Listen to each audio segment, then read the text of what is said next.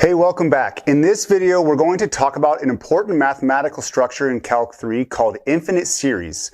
At this point, hopefully, you've been introduced to sequences, infinite sequences, and these ideas of convergence or divergence of infinite sequences. First up, infinite series aren't actually radically new things for you if you've seen sequences and you've dealt with integrals from Calculus 2.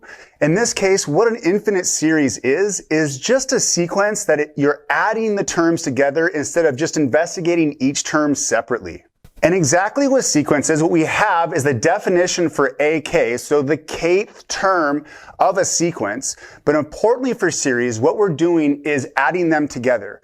And we're going to ask the exact same questions as we did with our infinite sequences. Does it converge or diverge? And honestly, that's simply it. An infinite series is an infinite sequence where we're adding the terms together instead of just investigating the separate terms. Importantly, as you'll see, that's where the simplicity ends.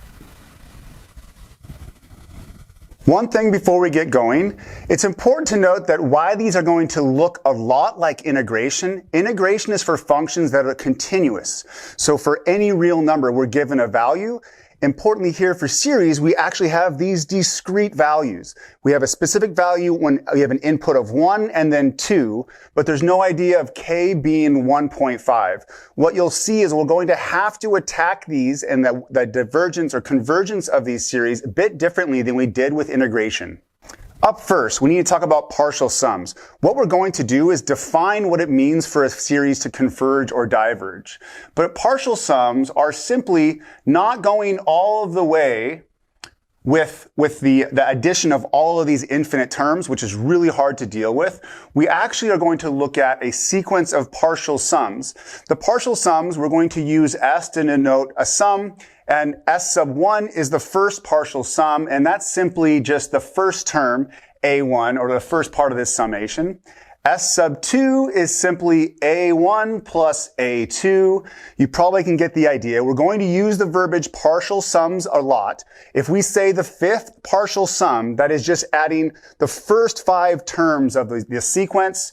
And so S of 3 equals A1 plus A2 plus A3. And then I won't go any further than that. We have an idea of what we're doing here. Importantly, though, if we want to write a little formula or a summation for S, the nth partial sum, what we would do is starting at k equals 1, we're just going to go to the nth term of the same description of A sub k. I just want to make a statement for a lot of folks who are first introduced to infinite series. They're pretty complex, or they can seem complex.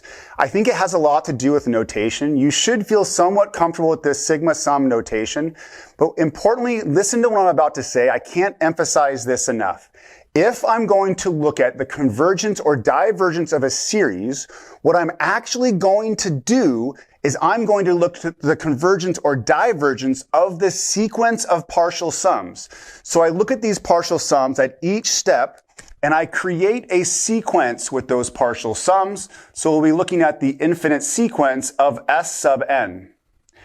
And what's beautiful about that is you've seen previously how we deal with the convergence or divergence of infinite sequences, and we take this infinite series and we're going to turn these iterative partial sums into a sequence amongst itself. So the first incredibly important definition is what do we mean when we say a series converges or diverges? And this is it. What we do is we don't add up all those terms in any way. We develop these partial sums, or more importantly, we look to develop a formula for the nth partial sum, and then we look at how that goes to infinity. More specifically, if the sequence of partial sums that we've defined here, we've described S sub 1, S sub 2, S sub 3, yada yada, if that sequence has a limit L, then we say the infinite series converges to that value L. I just want to state that again real fast. In order to find the value and to see the convergence or divergence of the infinite series, what we actually do is look at the convergence or divergence of the sequence developed by the partial sums of that series. So I want to add some important notation to what was just said right there, because this is how I actually attack the problems when I'm asked to evaluate the convergence or divergence of an infinite series. So importantly, if we're trying to evaluate or establish the convergence or divergence of this infinite series, so we have from k equals 1 to infinity of a sub k. What we actually mean by that, by this statement right here, and this is very similar to when we deal with the Riemann sums and integration, what we mean is the limit as n goes to infinity of the summation from k equals 1 to n of the a sub k. But as you can see here, hopefully, this statement right here is exactly the same thing as the nth partial sum. So another way of looking at this is saying we're looking for the limit as n goes to infinity of the nth partial sum. And when we do this s sub n, if we're going to actually do the rigorous work of being able to algebraically to manipulate this and to show this value, we have a formula for this. So this will just be finding the limit of a formula for the nth partial sum. But this value, if its convergence, is L. So again, the value of this limit, and again, we know how to evaluate limits. We have a bunch of different ways of doing that. The value of that limit is equal to the value of that infinite sum and determines its convergence or divergence. And then the statement that I just wrote here follows pretty directly, but just to say it out loud, if we can't find this limit value, or if we find that this infinite sequence of these partial sums diverges, we say that the infinite series diverges. There's a whole lot more to talk about, but before we move forward, I just want to show an example to ground us in this process. Importantly, what you're going to see is dealing with these infinite series can be pretty dang complicated, but sometimes they work out pretty nicely, and that's like this first example right here. So we're looking to see if this infinite series converges or diverges.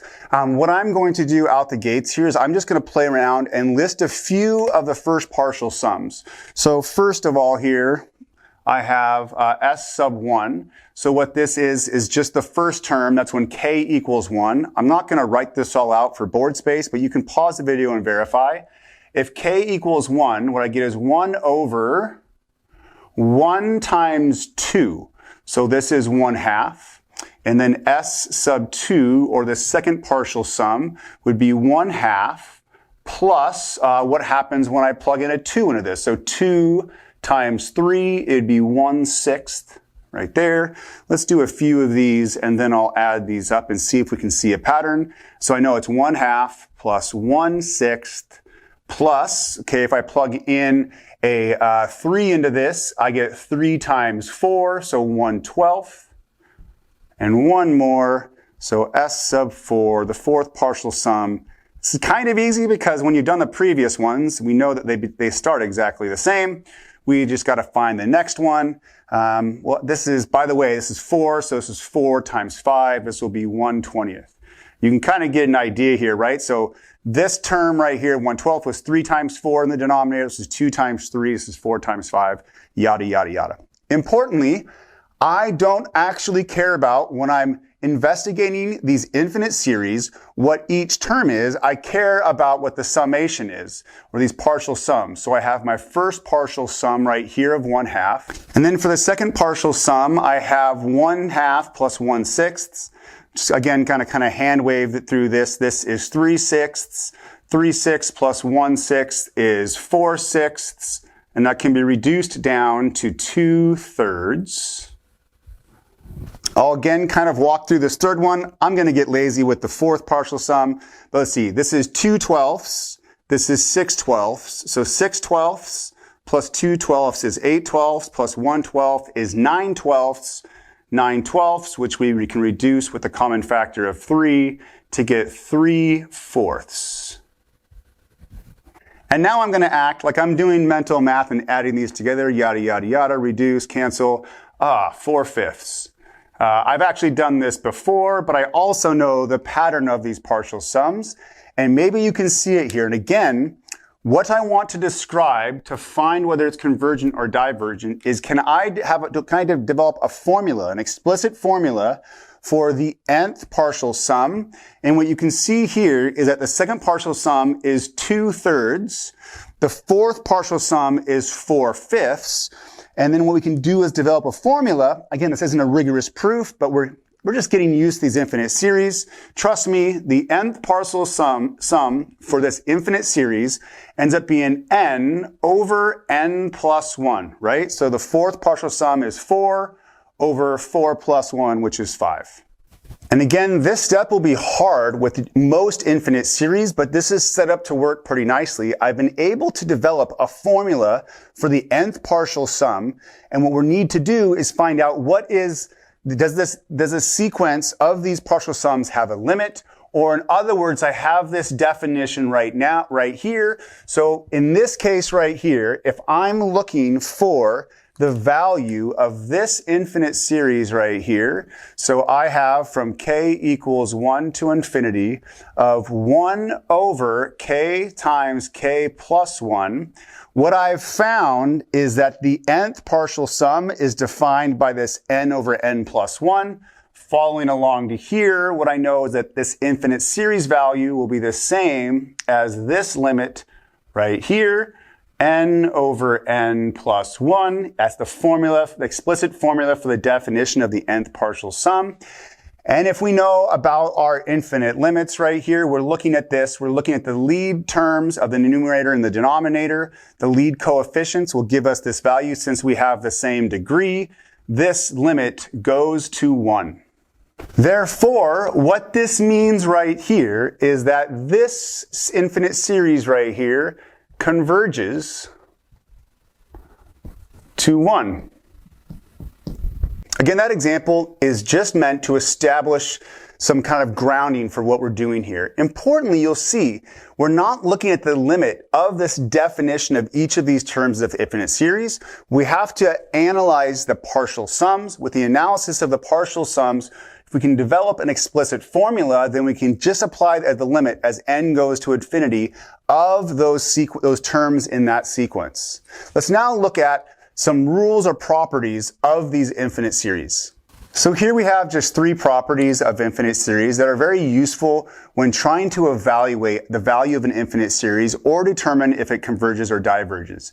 In this case right here, importantly, we're saying that these 2 infinite series, we know they're convergent. So if that's true, then if we have terms of our infinite series described by AK plus BK, again, exactly these same definitions right here, we have the ability to split up this summation.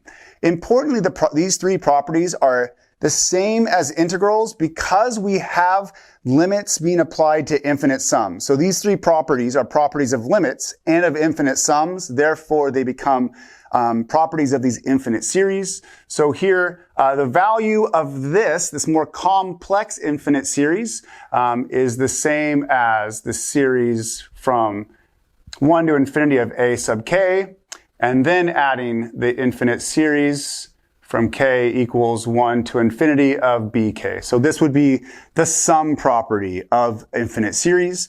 We have now the difference property, means exactly the same thing. If we have multiple terms but they're being subtracted, we can evaluate those separately. And you'll see in a lot of cases where this is really useful. It takes a more complex series, infinite series, and splits it up into easy series that are easy to attack. So we're going to just subtract the infinite series of the BKs. And finally, we have what we've always called the constant multiple rule. If we have a constant, so it's some constant in each of these terms times the definition of these k terms, what we can simply do is pull out that constant and evaluate the infinite series without that constant. So we've now established the definition of an infinite series, the convergence or divergence of an infinite series, seen an example, and established some basic properties.